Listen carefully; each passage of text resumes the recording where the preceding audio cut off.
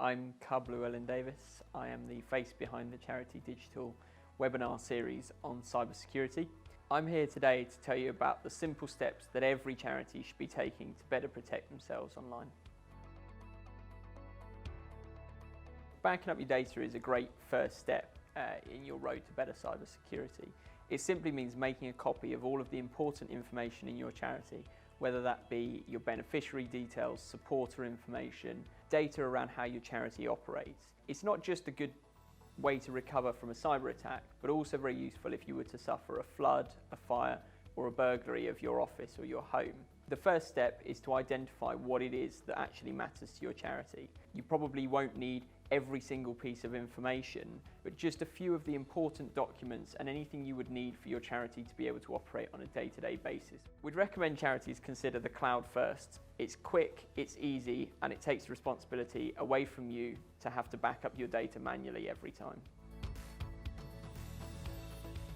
Malware simply means malicious software, and that's any kind of software that could get onto your charity's system and cause it harm. There's two really simple steps that you can take to protect yourself quite well against this. The first step is making sure your antivirus is turned on. It's probably already installed on your laptop or your computer. You just need to make sure it's turned on and available to protect your charity against malware. The second really simple step is making sure all of your devices and your software is up to date. Most of us will recognize that box at the bottom right-hand corner of our screen asking us to update the software.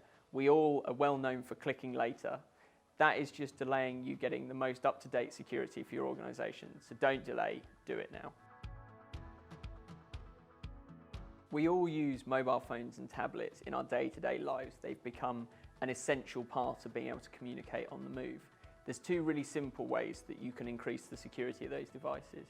The first is make sure you've turned on password or PIN protection. Once that's on, it means that you either just put in a 4-digit code or perhaps a longer password, but also having things like your fingerprint or your Face ID turned on is a really simple way to stop the average criminal from being able to access your device.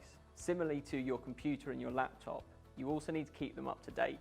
So don't ignore that little pop-up where it says updates are available. You can either turn it on to do it automatically, so it'll do it in the background when it's most convenient for you, or it'll just do it overnight. You can set it the night before and you wake up the next morning and your device is now much more secure. Don't forget to make sure that the apps themselves are up to date, and don't ignore that little pop-up box where it tells you they need updating. The first step with passwords is making sure that your devices actually need a password, making sure that's turned on. We'd really encourage people now not to make their passwords so long and complicated that they're difficult to remember and difficult to type in. 3 random words is a really easy way to do that.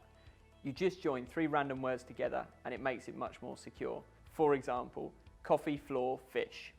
An additional layer of security is to use 2-factor authentication. Most people will be familiar with this from the way they log into their bank.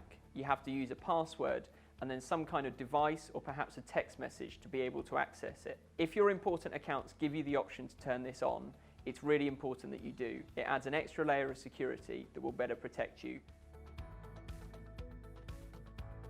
The last step is defending yourself against phishing attacks. Phishing attacks are those emails we all get encouraging you to either click on a link, download something, or encourage you to do something quickly that isn't in the best interest of your charity. Unfortunately, they're getting a lot more sophisticated and harder to spot that they're not a real email. The best defense against phishing attacks is to help your trustees, your staff, and your volunteers know how to spot the signs of a phishing email and know what to do if they receive one. If you're ever unsure whether something's a phishing email, ask one of your colleagues to check, or pick up the phone and call the person that's emailed you. One of the ways criminals will use to find out about your charity is your website and your social media. It's worth considering what the information you put on those tells criminals about how your charity operates. If you fall victim to a cyber attack, you need to contact Action Fraud.